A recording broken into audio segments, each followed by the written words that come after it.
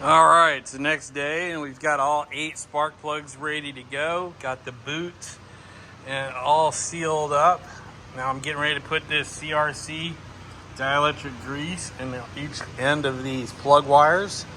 That'll give me a nice good seal with no corrosion. And then we're going to start taking out the spark plugs. I'm going to do the easy side first.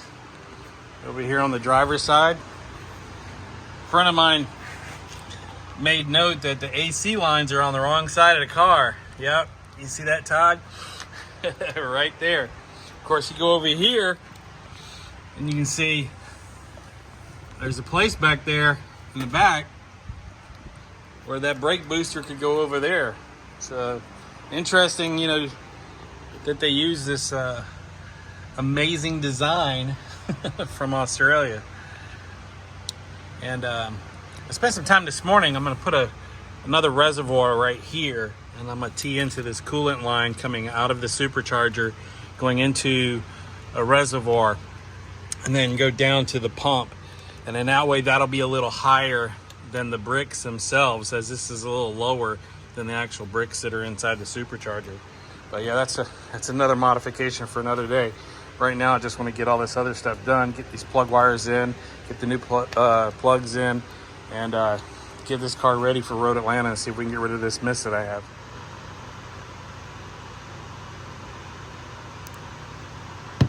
All right, well, here's the plug I pulled out of the car, and this was based off of something I read on the internet. I should be running this plug, this iridium LTR 7IX11 NGK. Well, guess what? There we go. See that gap? That gap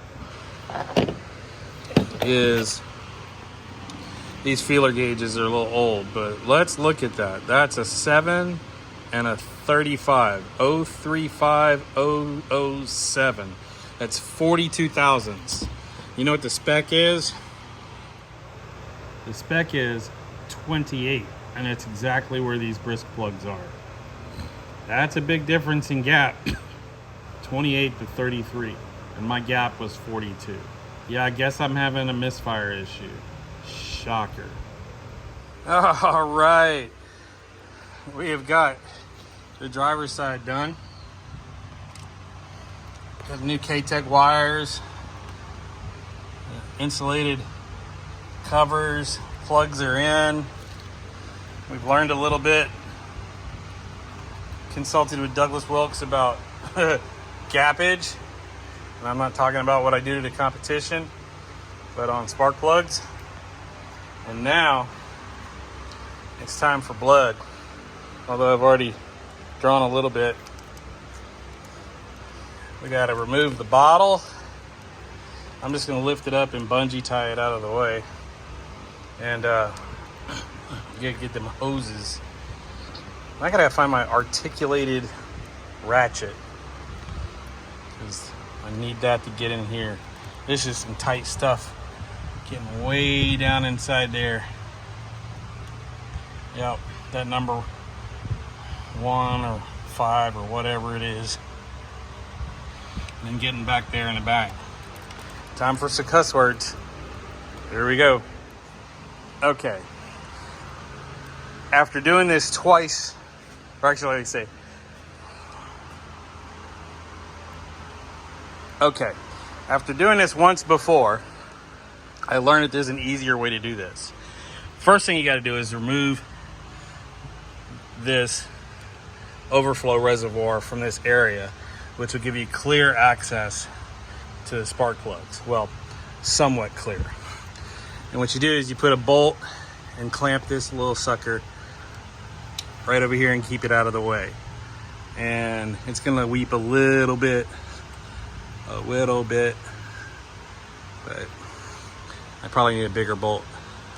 But that's not the big deal.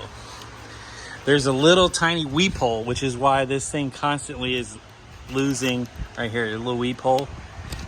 Why this is always not completely full. I don't know why that's not a sealed system. I think that's one of the heat exchangers. the auxiliary heat exchanger. So that's why you constantly have to keep topping it off. But look, I got clear access to that rear cylinder, and that's what matters. Now I can get in there with a ratchet and remove that spark plug with ease, and then get the rest of these spark plugs out of here. Man, I'm not looking forward to doing the headers, but we gotta make this thing breathe. All right, it is safe to say that was a lot easier being able to move this out of the way to get to each one of those plugs. And as you can see, my arms are quite thick, and getting them back there, being able to go on either side of those hoses, works out really well. So I got them all in there. Now there's two things to look out for on this little bottle here, and I'll unhook it and I'll show you. On the back side of this bottle, there's two weep holes, one here and another one right here. Now, the only thing I can guess is, since this was pretty much half empty, is that extra pressure goes down here and then distributes up here. Like, this isn't really a sealed system. Because this fluid was allowed to come out of this bottle because this top piece is sealed and it's not leaking out the other end. And it's just been siphoning itself down here and going into this container. Interesting that this is not a sealed system, or that this little standpipe goes up here, and for whatever reason, I don't know how this shit works. I'm just saying that was a sealed system. Where I took the hose loose, it was definitely capped off, and now I got leaky shit everywhere. So I'm gonna have to rinse all this all off, and so I don't get that nasty coolant burn smell. But yeah, we're done with the spark plugs. I'm gonna button it all up, put it back together, go take it for a test drive. All right, we removed the condom, topped off the coolant right up to the cold water mark using the Dex Cool. Connected the crankcase lines again. I did note seeing some oil in there, so the next step I think I'm going to do is get the Motion Raceworks or the Improved Racing catch can. I'll get that put on it, and then we'll start stockpiling the right parts. I am going to put a reservoir over here to tap into the supercharger, so that'll be higher. Make sure I don't have any air bubbles in that system. I probably will get a bottle, purge that, and make sure I got coolant enough in there. There's no air leaks. I'm going to make a jumper wire, and I'll show you how to do that off the relay so you can run the pump. I think one of the smart things I could do is, while I'm at the track and in between sessions with the blower fan in front of the car, is run the intercooler chiller, or not chiller, but the intercooler pump, and get that cooling system nice and cool, so that the next session I'm starting off with a supercharger that's cooled off, not one that's completely heat soaked from the heat rising up out of the bottom of the motor, since it still has a heat exchanger and not an oil cooler. So yeah. All right, let me get the number one bay cleared out so that when I get back from my test drive, we can put this up on the lift. All right, let's do a leak check.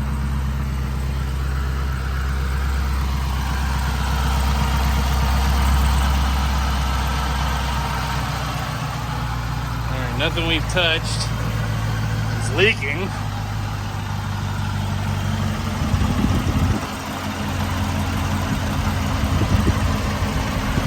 Engine is running noticeably smoother. Don't feel any misfires. All right, let's drop the hood on this baby and take her for a ride. One day later.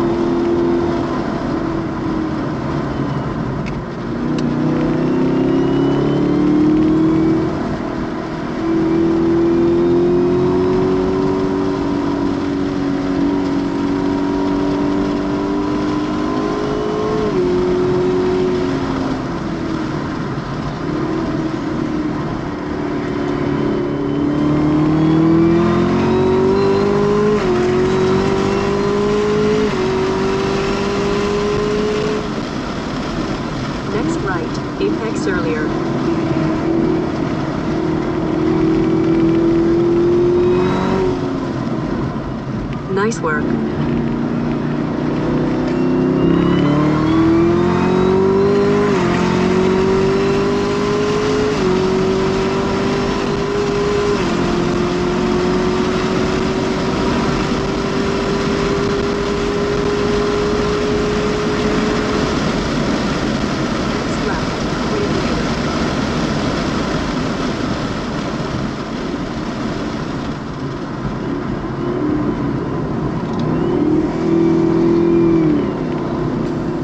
Nice work.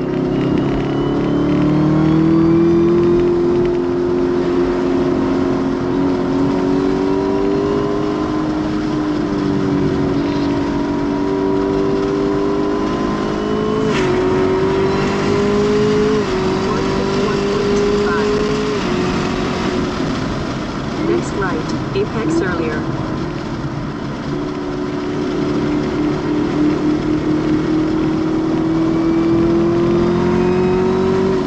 Nice work.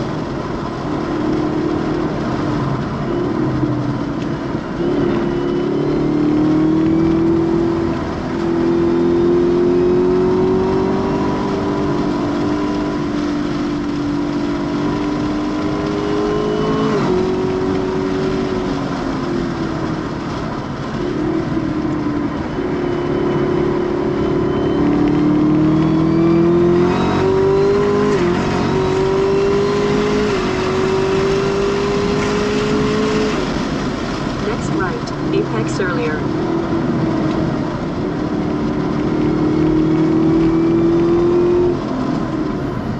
Nice work.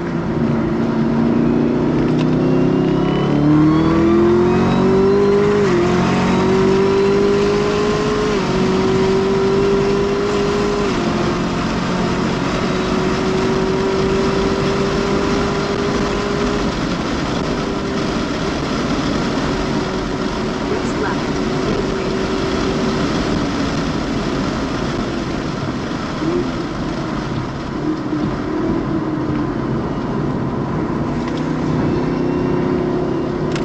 nice work.